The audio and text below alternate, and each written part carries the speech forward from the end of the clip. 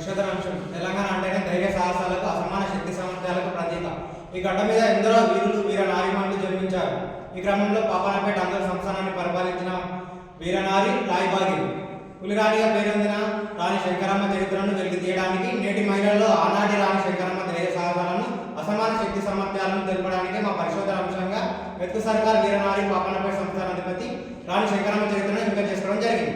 అధ్యయన పరిధి తెలంగాణ రాష్ట్రంలో ఎన్నో కుట్రలు కుతంత్రాలను ఎదుర్కొని అసమాన ధైర్య సాహసాలతో శత్రువులకు సింహ స్వప్నంగా ప్రజలకు దైవ స్వరూపంగా పేరొందిన వీరనారి రాణి శంకరమ్మ చరిత్రను, ఆమె నిర్మించిన కోటలు, దుర్గాలు, పట్టణాలను గురించి వివరించడానికి, మహిళల్లో ఆనాటి రాణి శంకరమ్మ ధైర్య సాహసాలను తెలపడమే మా పరిశోధన అంశం యొక్క పరిధి. గత పరిశోధనలు ఇటీవల కాలంలో రాణి శంకరమ్మ పరిపాలనా చరిత్రపై చాలా మంది ప్రముఖులు, మేధావులు పరిశోధనలు చేశారు. వాటిలో ముఖ్యమైనవి కొన్ని.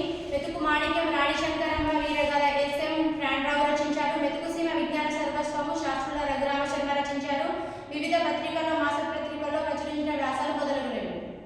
పరిశోధన ఉద్దేశం: పాపన్నపేట ఆంధ్ర సంస్థానంలో మెతుకు సర్కార్ మహారాణి అయిన శంకరమ్మ అధ్యయనం చేయడంలో ముఖ్య ఉద్దేశం. తెలంగాణ చరిత్రలో ఒక దశాబ్ది కాలం పాటు శత్రువులకు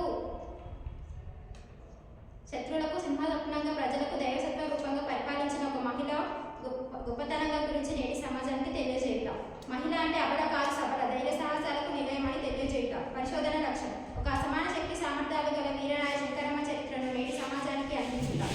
పరిశోధన పద్ధతి: ఆంధ్ర శంకరంపేట, పాపన్నపేట, ఇస్మాల్ ఖాన్ పేట కోటలను, దేవాలయాలను, చెరువులను ప్రత్యక్షంగా సందర్శించి ప్రత్యక్ష సమాచారాన్ని సేకరించడం జరిగింది. ఆయా రచయితల పుస్తకాల నుండి పరోక్ష సమాచారం సేకరించడం జరిగింది. రాణి శంకరమ్మ జీవిత చరిత్ర. రాణి శంకరమ్మ సంగారెడ్డి సమీపంలో గడిచల గ్రామంలో జన్మించింది. శంకరమ్మ 20వ ఏట పాపన్నపేట సంస్థానాధిపతి అయిన వెంకట నరసింహారెడ్డితో వివాహం జరిగింది. 1764లో ఆమె భర్త వెంకట నరసింహారెడ్డి తన సంస్థానంలోని మంత్రిగా సేనాధిపతిగా పనిచేస్తున్న సిద్ధి సోదరులు కుట్ర చేయించారు. ఆ సమయంలో కుటుంబ సభ్యులు ఒకవైపు సిద్ధి సోదరులు, మరోవైపు శంకరమ్మని రాణి కాకుండా అనేక కుట్రలు పన్నిన.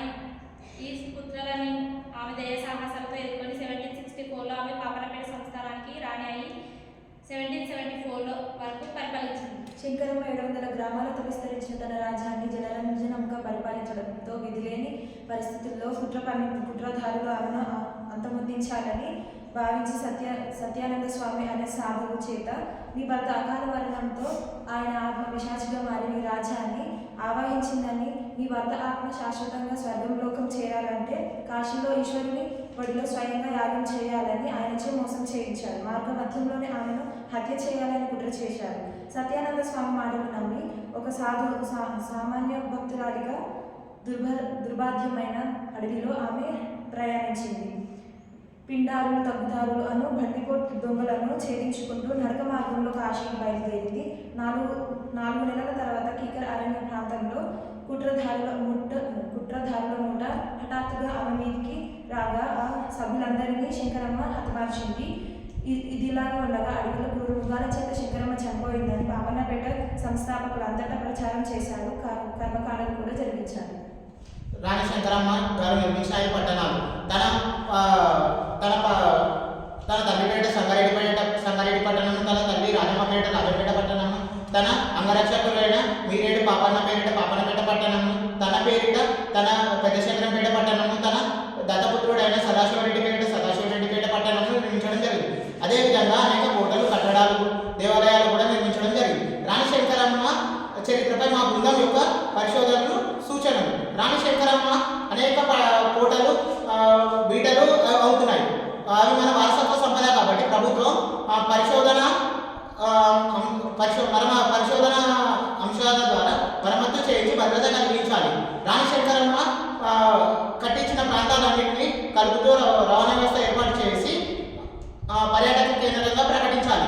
రాణి శంకరమ్మ కట్టించిన కోటలు ఆందోళ్, ఇస్మాల్కాపూర్, పెద్ద శంకరంపేట కోటలకు ఆధునిక లైటింగ్ సిస్టమ్ ఏర్పాటు చేయాలి.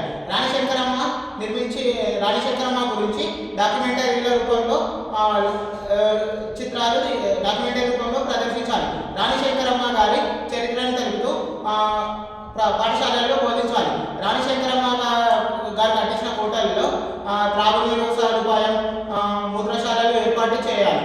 రాణి శంకరమ్మ గారి గురించి గ్రంథాలయాలు రూపొందించి అన్ని జిల్లాల్లో వారి జీవిత విధానం గురించి తెలిసేలా చేయాలి.